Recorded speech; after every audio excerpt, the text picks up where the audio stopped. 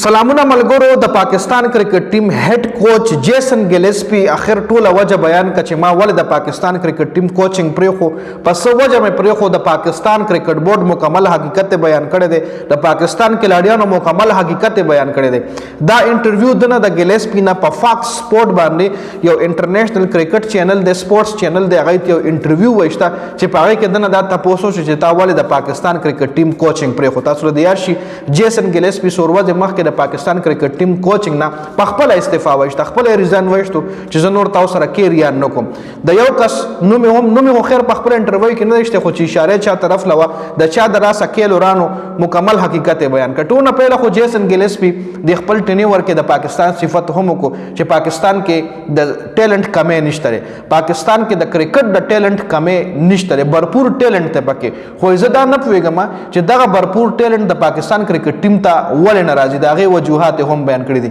ډایرک راځو په خبره باندې رورا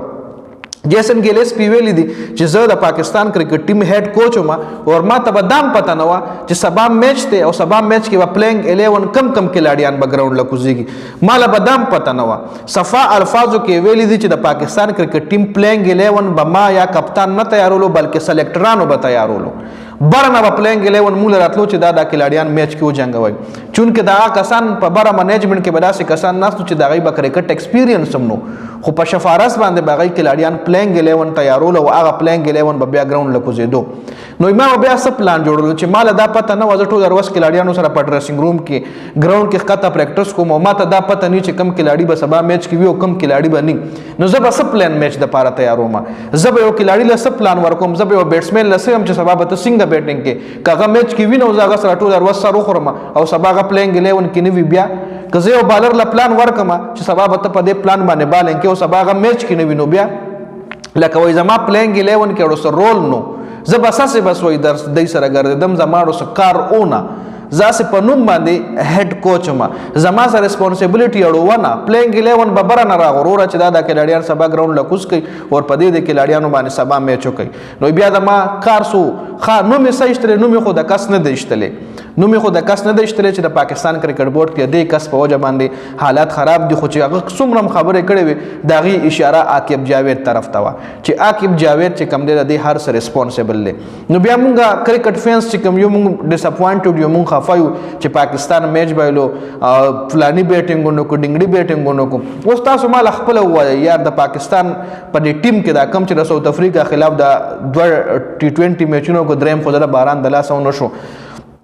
دې کې دا ټول ټیم چې کم دی ټول ټیم کې بدودري داسې کلاډیان چې د T20 قابل به دي کې دا نور کلاډیان د T20 فارمیټ قابل نه دي اوس تاسو طیب طاهر لو ګوري دا T20 قابل دي عثمان خان له تاسو ورې دا شارټ سلیکشن لو ګوري هغه دا شارټ څنګه وي ته په ټیپ بال باندې لګیا دي ته به چرته په ټینس بال باندې لګیا او چرته لوکل ګراوند کې گیم کوي هغه کې دا انټرنیشنل لیول د شارټ اړو سره کوالټي نشته عثمان خان کې طیب طاهر له تاسو ګوري خو سلمان علي هغه د T20 قابل دي خاصه زمانه ریاغه نه پس عرفان خان یازي خو میچونو کې سکور نو کړي عرفان خان یازي خه کې لاړی دي خدا سي چانس ولا ملو شنو ګورو منی T20 میچ کې شاهین داغه نه مخ کې راوي خو نو ګور هغه ستا هیټر د ستا فینیشر د تا څنګه شاهین هغه نه مخ کې ګور دا د موږ د منیجمنت فیصله دي او بیا موږ کرکټ فینس چې کوم یو خپایو چې موږ میچ بایلو موږ اټول پلینګ 11 چې کوم دی کوچ نه تیاری کپتان نه تیاری دا پلینګ 11 بر نه راځي رورا جیسن ګلیسپی مکمل حقیقت بیان کړی دی نو دا اپډیټ سو دی حواله سره تاسو سره لای کمنټ کې را سره شریک کول شي ډیر زیاته مننه د ویډیو کتلو والسلام